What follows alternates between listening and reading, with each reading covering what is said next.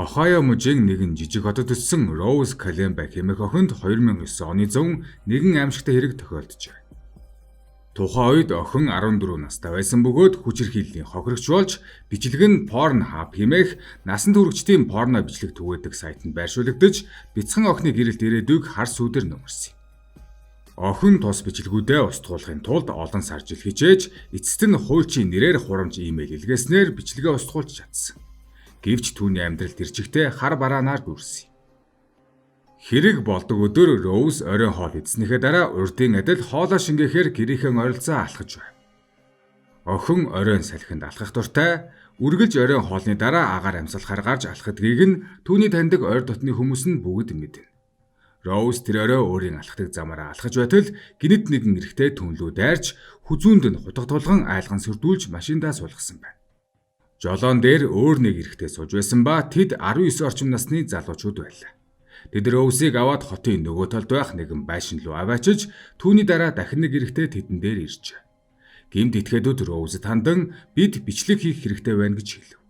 Охин хариуд нь ямар бичлэг вэ? Юу бичих гэж хэмээн сандран асуув. Удалгүй бяцхан охин бүхнийг ойлгосон юм.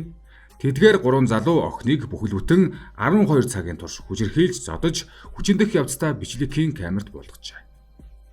Rose тэдний эсрэг тэмцэж байсан ч хүчтэй зодуур хоолоогоо болгуулснаас болж олон удаа ухаалдаж унсан байна. Ингээд охин тэдэнтэй тэмцэлсний эцэст 3 давхраас үсрэхийг оролдсон боловч залуусын нэг нь түүнээс зуурч зүүн хөлийг нь хутгалжээ. Гэмт этгээдүүд энэ явдалд маш ихээр бухимдаж түүнийг хараан зөвхөн занал хийлэн бусад эмэгтэйчүүдийн хүчирхийлүүлж буй бичлэгүүдийг үзүүлсэн байна. Өөр нэгээр түүнийг чанга дугаар загнаж 13 настай охиныг хүчирхийлж алсан гэдгээ хэлв. Хэрвээ Rose тэдэнд захирагдахгүй бол түүнийг ч бас алах болно гэж сүрдүүлсэн байна. Тэдний хүчирхийлэл маш олон цаг болсон бөгөөд Rose эцсийн хүчээ шавхан тэдэнтэй ярилцахыг хүссэн. Хэрвээ тэд түүнийг суллуул тэрх юм болохыг нь хэлэхгүй, та нарт юу ч тохиолдохгүй. Хинч мэдэхгүй өнгөрнө хэмээн өөрийгөө суллуулахыг гуйсан байна. Ингээд гэмт этгээдүүд хоорондоо ярилцаж эцэст нь охиныг машиндаа суулгаж гэрээс нь хагас цаг орчмын наан гудамжинд хайжээ. Охиныг явахаас өмнө гэмт хэрэгтнүүдийн нэг нь Rose тандан чиний амьдрал одоо сүрсэн.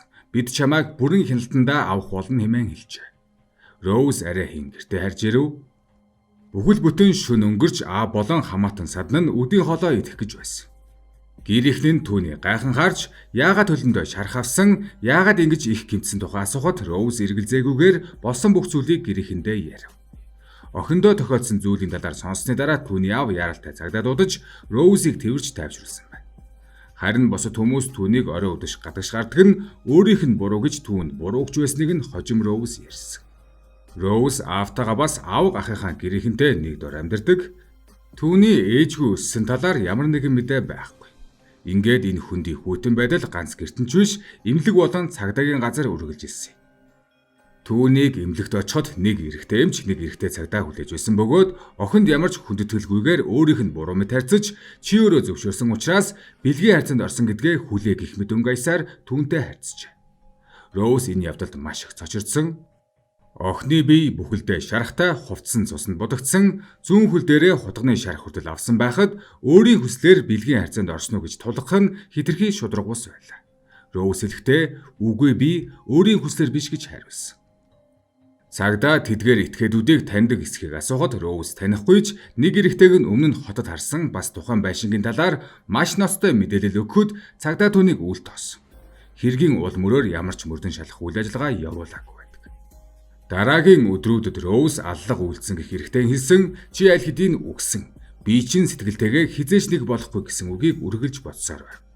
Ингээд охин тэдгээр үгсийг цаасан дээр бичиж үүнийг зөв гэж ойлгон амиа хорлохыг оролдсон байна. Аз болоход Rose-ийн авгах яг тэр үед эмнэлэгт ирж тааран түүнийг зогсоож чаджээ. Ингээд хэргийг шалгаж байна гэх нэрээр охиныг буцааж охин сургуульдаа явж эхлэв. Хэдэн сарын дараа сургуулийнхан зарим хүүхдүүд түүний нэрийг хавсаргасан холбоос хуваалцаж байхыг олж харжээ. Rose тухайн холбоос дээр дарж ороход тэрээр нэгэн порно видео хуваалцдаг сайтад ороход дэлгэцэн дээр түүний царай гарч ирсэн байна. Тухайн порно бичлэгийн гарчиг нь хүчирхийлэлд өртсөн охин, ухаан алдаж буй охин гэсэн гарчигтай 6 бичлэг байсан. Бүгдийг нь өнөөх 3 гэмт хэрэгтэн бичсэн байлаа. Эдгээр 6 бичлэгүүдийг Pornhub сайтанд байршуулсан байсан нэг бичлэг нь гэхэд 400,000 гаруй хандлт авчээ. Хэд хоногийн дараа Роуз сургууль дээр ирэхэд ангийнх нь ихэнх хүүхдүүд тэр бичлэгийг үзсэн байв. Үүнээс хойш тэрээр дээрлэхүүлж эхэлсэн. Ангийнх нь Роузыг хүмүүсийг уруу татдаг завхаа хүүхэн гэж доромжилж байв. Зарим хүүгүүдийн эцэг эх нь түүнээс хол байхыг зөвлөсөн байна. Эцэг эхчүүд хүүхдүүдтэй хэлэхдээ тэр чамайг уруу татчихад дараа нь хүчинтлээ гэж гүтгэн хэмээн ярьсан байдаг. Роуз эдгээр зүйлсийг гэр бүлдээ хэлэхээс айж байлаа. Учир нь ихэнх хамаатнууд нь түүнийг өөрийнхөө буруугаас олж гэж зэмлэж байсан. Тиймээс тэр Pornhub-ад имэйл өчиж бичлэгийг устгаж өгөхийг хүсжээ. Роуз имэйлдээ эдгээр бичлэгүүд нь хүчингийн хэрэг, бичлэгт гарч буй охин бол би өөрөө. Тэр тусмаа насанд хүрээгүй хүүхэд гэдгээ хичнээн тайлбарсан ч Pornhub огт тоосонгүй. Роуз бүтэн 6 сарын турш гуйсан боловч Pornhub ерөөсөө хариу өгөөгүй. Үүний зэрэгцээ бичлэгийн сэтгэгдлийн хэсэгт түүний нэр, гэрийн хаяг, сургууль нас зэрэг бүх мэдээлэл нь ил болчихсон байна. Үүний улмаас Роуз танихгүй хүмүүсийн дарамтанд өртөж байлаа. Охин ч энэ явдлаас олж хүмүүс рүү харж зөрхөлдөггүй болсон. Харах үрдээ энэ хүн миний бичлэгийг үзсэн байх гэж боддог байв. Толь руу чарж чаддаггүй нүүр царай бие махбодынхон талаар бодохдоо ч айдас татдаг болсон. Роуз гэрийнхээ бүх толийг даавуугаар халахалж шүдээ угаах, нүрээ угаах үйлдэлээ хүртэл харанхуйд хийдэг болжээ. Шүн болгон хүчирхийлэлд өртсөн тэр мөчүүдийн дурсамж тархинд нь орж ирдэг байв. Тэрээр гинэт сочид сэрээд чимээгүйхэн энэ бичлэгийг хэн үзсэн бол үзэхдээ юу мэдэрсэн бол гэх мэт аимшигтай бодлуудтай тэмцдэг байлаа. Гадаад ертөнцөөс тусгаарлагдсан тэр үед Роузын бичлэг Pornhub сайтад байсаар байлаа. Хандлтын тоо улам нэмэгдэж байгааг тэр мэдсээр байв. Тэдгээр бичлэгүүдийн нэгэн дээр сурталчилгаа нэмэгдсэн байж. Гэмт этгээдүүд түүний хүчирхийлсэн тэр мөчийг ашиглан мөнгө олж байлаа. Роузд энэ бүхэн өөрийг нь дахин нэг удаа хүчирхийлсэн мэт мэдрэмж төрүүлжээ. Ингээд нэг өдөр Роузд нэгэн санаа төрөв. Pornhub нь насанд хүрээгүй хохирогчдын хүсэлтийг үл тоодогч, насанд хүрсэн хуучин шаардлагыг бас ингэж үл тоомсорлож чадахгүй шүү дээ хэмээн бодов. Ингэж тэр шин цахим шуудангийн хаяг үүсгээд өөрийгөө хуульч мэтээр дүрсгэн Pornhub-д бичиж бичлэгийг сайтаас устгахыг шаарджээ.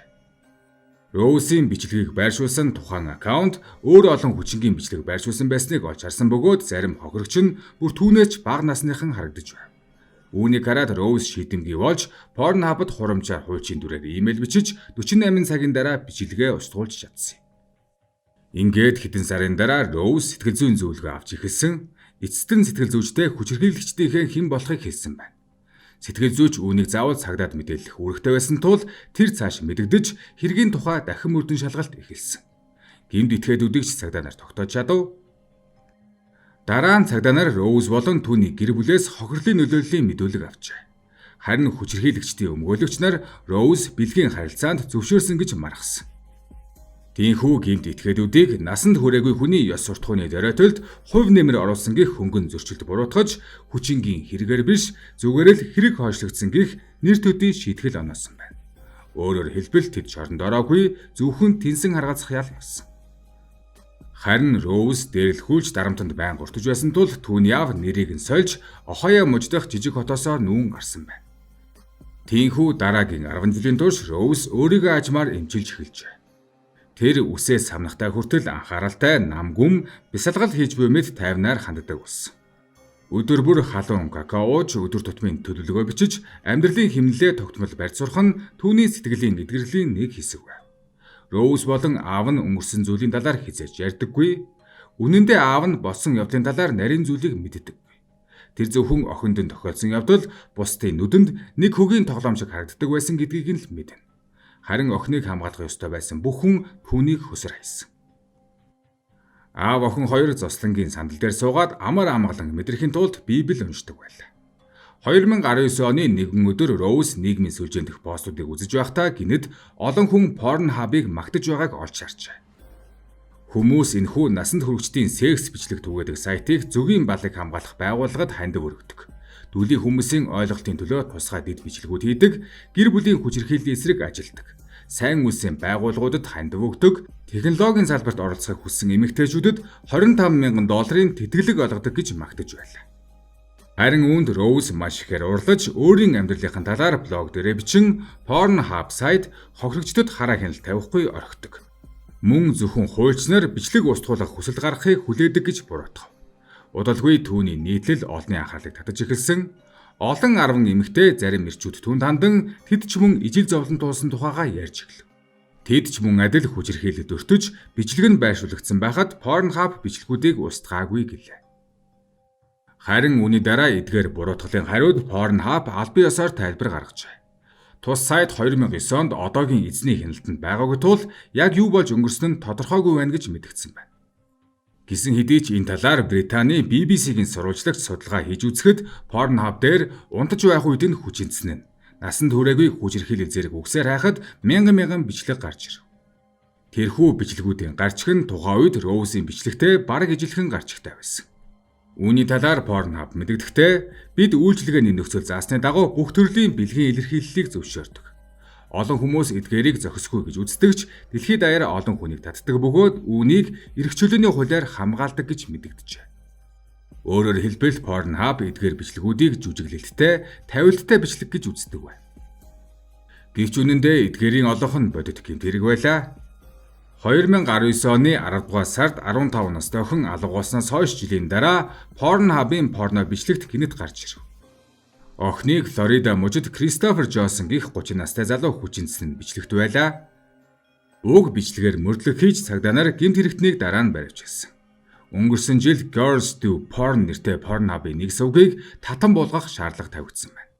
Учир нь энэ сувгаар порно бичлэг хийсэн охтыг хүч хэрэглэж албадж байсан бөгөөд 22 хохирогч гарч ирсэн. Уг нь 2015 онд Pornhub албадлагатай контент устгах системийг нэвтрүүлсэн.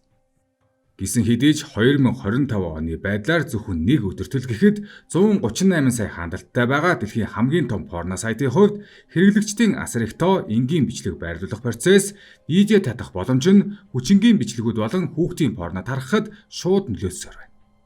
Эдгээр байдал нь зөвхөн Pornhub дээр гарч үзүүл биш бөгөөд бусад порно сайтууд дээр ч маш ноцтой байдалтай байна. Rose-ийн нийтлэгдсэний дараа Калифорнид амьдардаг нэгэн эмэгтэй Rose тандан өөрийг нь хүчинцэн бичлэг харьцангуй жижиг нэг порно сайт дээр байршуулагдсан талаар хэлжээ. Тэр эмэгтэй олон жилийн турш тухайн сайтад бичлэгийг устгах хүсэлт бүхий олон имэйл илгээж мөн бичлэгийн сэтгэгдлийн хэсэгт устгахыг хүссэн ч сайт үүнийг үл ошоожээ. Дараа нь BBC-гийн сурвалжлагч сайтаас яагаад бичлэгийг устгаагүй талаар асуухад сайтын мөнгөлөгч хэлэхдээ сайтын талаар мэддэггүй гэж хариулжээ. Сурвалжлагч бичлэгийн холбоосыг илгээсний дараа уг бичлэг эцэстээ сайтаас устгагдсан байна.